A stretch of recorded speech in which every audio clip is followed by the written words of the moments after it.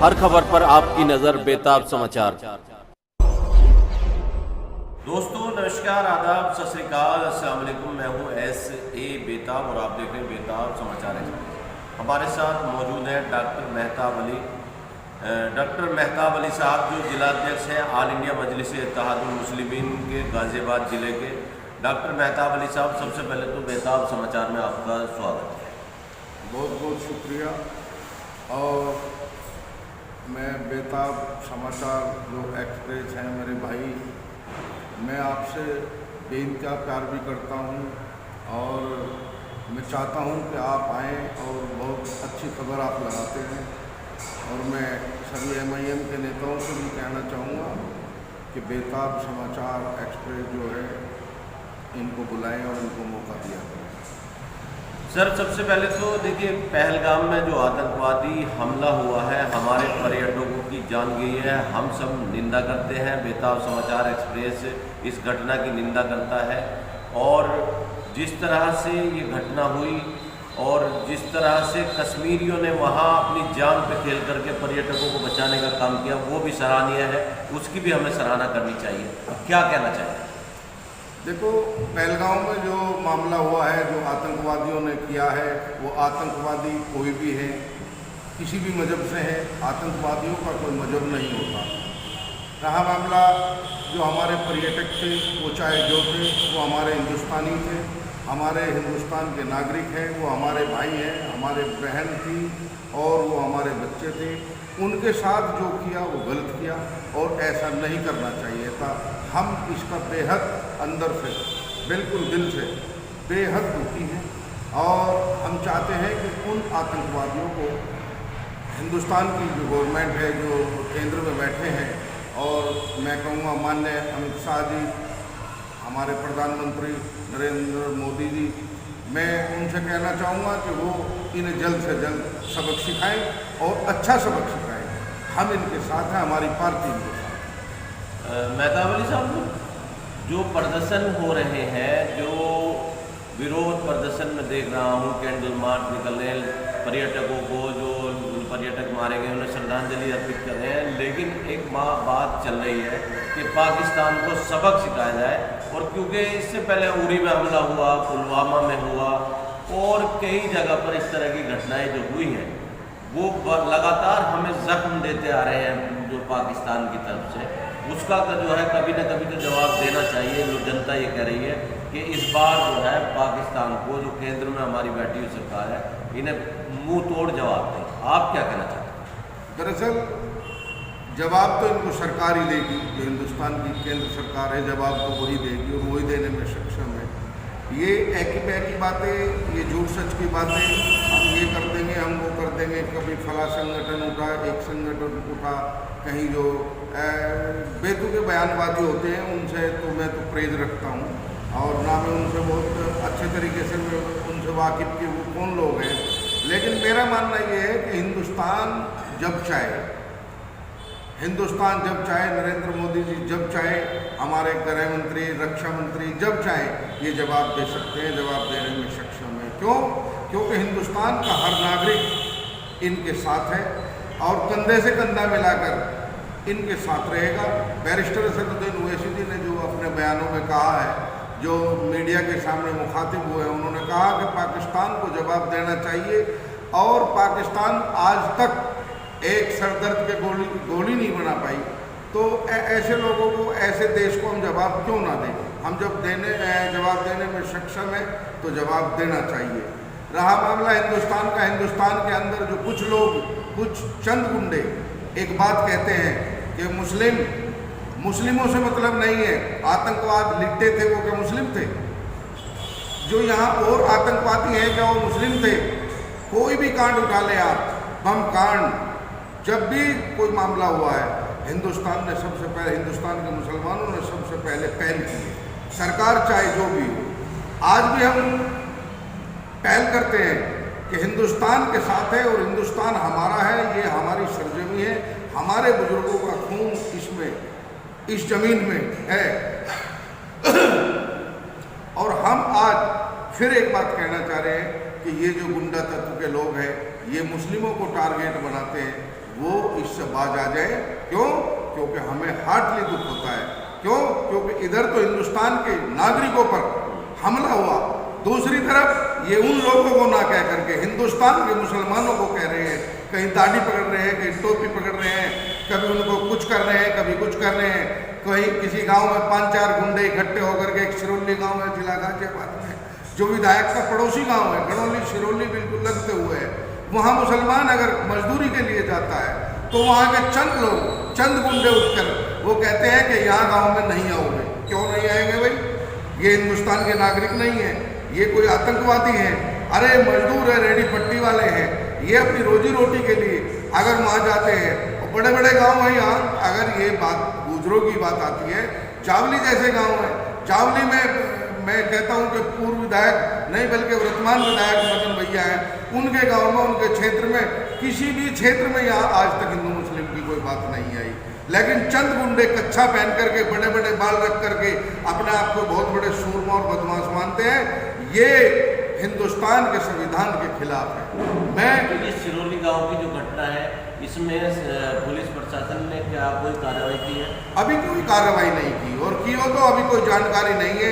हालांकि हम इसमें क्या नाम विज्ञापन देंगे डीएम साहब को, कमिश्नर साहब को, हम कहना चाहेंगे कि ऐसे गुंडों पे तत्काल प्रभाव से कार्रवाई हो, चाहे कोई किसी भी मजहब से है। अगर दंगा फिसाद की बात करता है तो उसका रास्ता जेल, वो जेल में जाना चाहिए। यति नरसिंहानंद कई दिन से बयान कर रहे हैं, जो हमारे हिंदुस्तान के बादशाह हैं, जो हमारे प्रधानमंत्री हैं, हमने उनको वोट दिया या ना दिया, लेकिन वो हमारे प्रधानमंत्री हैं, उनके लिए ऐसे अपशब्द कहना, एक संत बताते हैं अपने आप को, जो मठ के संत हैं, कि हम उनके मुंह पे थूकना भी नहीं चाहते। कितनी अभद्रता की है उन्होंने, ऐसी टिप्पणी प्रधानमंत्री के बारे में वो करते हैं। प्रधानमंत्री के बारे में जो इस तरह की बात टिप्पणी हमें कह भी नहीं सकते अपने चैनल पे, क्या उसके बाद यति नरसिंहानंद के खिलाफ शासन प्रशासन ने कोई कार्रवाई की है? कोई कार्रवाई अभी नहीं की, ना कोई कार्रवाई सामने आई है। मैं तो अपने गाजियाबाद के प्रशासन से कहना चाहता हूँ कि आज तक प्रशासन की कोई भी कोताही नहीं रही है, लेकिन ऐसे यति नरसिंहानंद जैसे देशद्रोह को जेल में भेज देना चाहिए। मैं तो ये कहूँगा, जैसे गांव-गांव में मुस्लिमों के साथ होम लिंचिंग की जा रही है, जो चंद गुंडे इकट्ठे होते हैं और मुसलमान को पकड़ते हैं, मैं प्रशासन को, गाजियाबाद प्रशासन को भी, और बल्कि यूपी के प्रशासन को कहना चाहता हूँ कि ऐसी हरकतें ना की जाए। ऐसी हरकतों से प्यार नहीं होता। क्यों? क्योंकि ये मुस्लिम हैं, ये अपने बीवी बच्चों को पाल रहे हैं, पता नहीं कैसे कैसे करके ये रोजी रोटी कमाते हैं। इन लोगों, भाई आतंकवाद वहाँ है, आतंकी वो थे, वो किस मजहब से थे, किसके नहीं थे। अगर हिंदुस्तान का मुसलमान ये कहता हो कि नहीं वो सही किया, तो आप जो चाहे वो करें, ऐसा तो नहीं है। क्यों? क्योंकि वहाँ हिंदू भी मरे हैं, मुसलमान भी मरे हैं, और क्या नाम सिख भी मरे हैं, दलित भी मरे हैं। तो ये तो हिंदुस्तान का, अगर वहाँ मुस्लिम ही मरते तो भी तो हिंदुस्तान के नागरिक थे। अगर वहाँ मुस्लिम ही मरते तो वो भी तो हिंदुस्तान के नागरिक थे। मुसलमानों से इतना परहेज और इतना परहेज कराना, मैं तो कहता हूँ कि उत्तर प्रदेश गवर्नमेंट इन ऐसे लोगों पर यूपी में अंकुश लगाए। जब कहते हैं कि योगी जी की सरकार है, योगी जी की सरकार में ऐसा नहीं होता, योगी जी की सरकार में ही तो ऐसा हो रहा है कि जो मुसलमानों का हनन किया जा रहा है हर मामले में।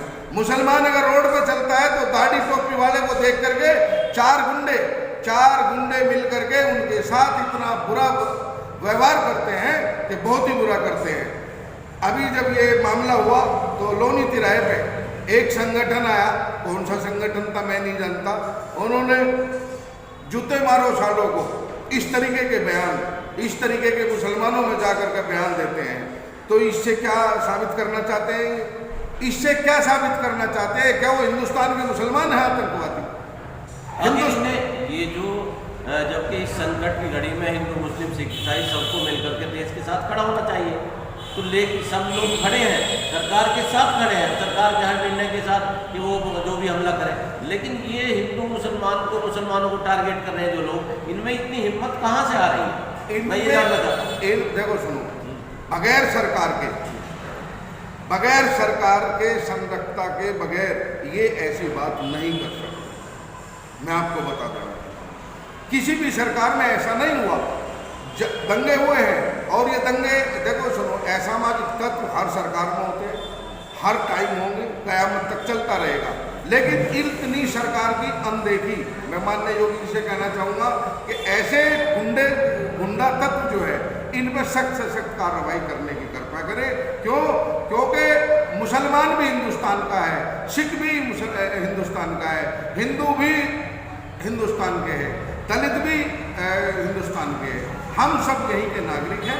हम आपस में भेदभाव न रखें। जैसे पाकिस्तान ने काम किया है, हम सब पाकिस्तान के खिलाफ हैं और मरते दम तक रहेंगे। और हिंदुस्तान हमारा है क्योंकि हमारे बुजुर्गों का इस वतन के अंदर, इस वतन की मिट्टी के अंदर खून है। तो हमें जोश भी आता है, ऐसा नहीं है। हम सरकार के साथ हैं, तन मन धन से हर तरीके से साथ हैं। ये तो कहते ही हैं, ये लाल गमछा डाल करके ये तो कहते हैं नहीं, हिंदुस्तान के मुसलमानों को इतनी पावर और इतना खोल दिया जाए, अगर पाकिस्तान के अंदर ही जाकर के उसका जवाब ना दे तो तब बात होगी। अगर पाकिस्तान को जाकर के जवाब न दे तो डॉक्टर मेहताब अली साहब बता रहे हैं कि जिस तरह से पहलगाम में जो हमला हुआ उसकी सबने निंदा की और मुस्लिम समाज का जंग आज़ादी में बहुत बड़ी कुर्बानी देने में योगदान रहा है। हमारे उलमा हजरात ने बहुत सारी कुर्बानियाँ दी हैं। एक शेर के माध्यम से मैं अपनी बात कहना चाहता हूँ।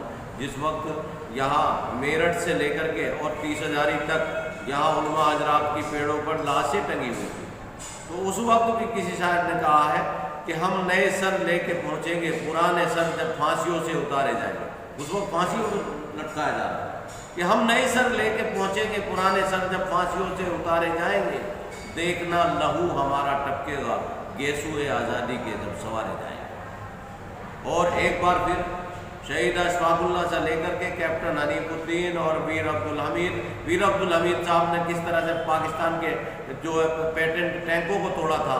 आज फिर मैं कहता हूं कि पाकिस्तान के साथ जब भी जब हमारे जो जवान ने, अभी एक जवान मुस्लिम जवान की जो शहादत हुई है, तो ये आर्मी में हिंदू मुस्लिम सिख ईसाई कुछ नहीं होता, लेकिन जो देश के अंदर ये कर रहे हैं तो उसको कंडम कर रहे हैं डॉक्टर मेहताब अली साहब। तो डॉक्टर मेहताब अली साहब, आखिर में क्या संदेश है आपका?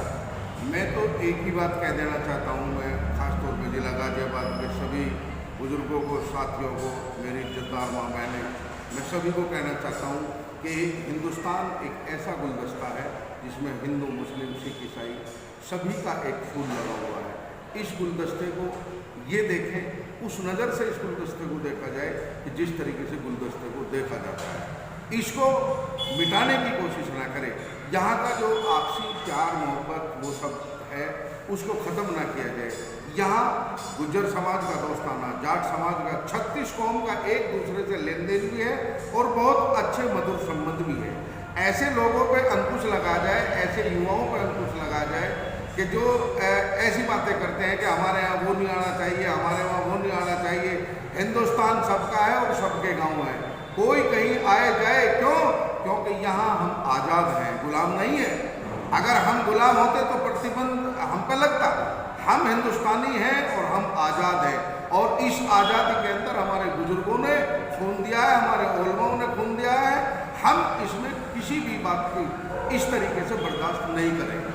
रहा मामला, मैं फिर एक मौदीबाना गुजारिश करना चाहता हूँ कि आज वक्फ बिल का जो मामला चल रहा है, इसमें मुस्लिम पर्सनल लॉ बोर्ड का जो मामला चल रहा है, बैरिस्टर असदुद्दीन ओवैसी जी के आदेश अनुसार आज शाम को 9 बजे मैं सभी हजरात से, MIM के सभी कार्यकर्ताओं से, सभी क्षेत्र के पूरे ज़िले के सभी उलमाओं से, उलमा हजरात से मैं कहना चाहता हूँ कि शाम को 9 बजे के बाद 15 मिनट के बाद आप लाइट बंद करेंगे और इसका मैसेज हिंदुस्तान की गवर्नमेंट को ये देंगे कि हम वक्फ बिल का विरोध कर रहे हैं। तो मैं इसी के साथ फिर एक बार मौदीबाना गुजारिश कर रहा हूँ, उलमा हजरात, मेरे भाई बहन सभी अपने घरों में 9 बजे इस बात का ख्याल रखें ताकि बैरिस्टर असदुद्दीन ओवैसी जी के हाथों को मजबूती मिले और वक्फ बिल में हमें कामयाबी मिले कि आज शाम 9 बजे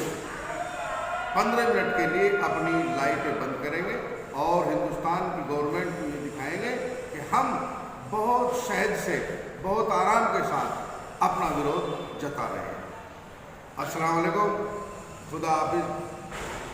मैं फिर उलमा हजरात से एक बार कहना चाहता हूँ, मैं फिर एक बार उलमा हजरात से कहना चाहता हूँ कि आपके आदेश को हम ऐसा समझते हैं जैसे वलियों का आदेश है। तो मैं फिर आपको एक बार उलमा हजरात से कह देना चाहता हूँ कि सभी आप अपनी मस्जिदों में, अपने मदरसों में, अपने अपने चौराहों पे सभी भाई MIM के नेता सभी अपना इसको प्रचार करें और क्या नाम शाम को 9 बजे 15 मिनट के लिए लाइटों को गुल करें और वक्त बिल के खिलाफ जो मामला चल रहा है उसमें ये अपना विरोध दर्ज कराएं। अस्सलाम वालेकुम, खुदा हाफिज, जय हिंद, जय भारत।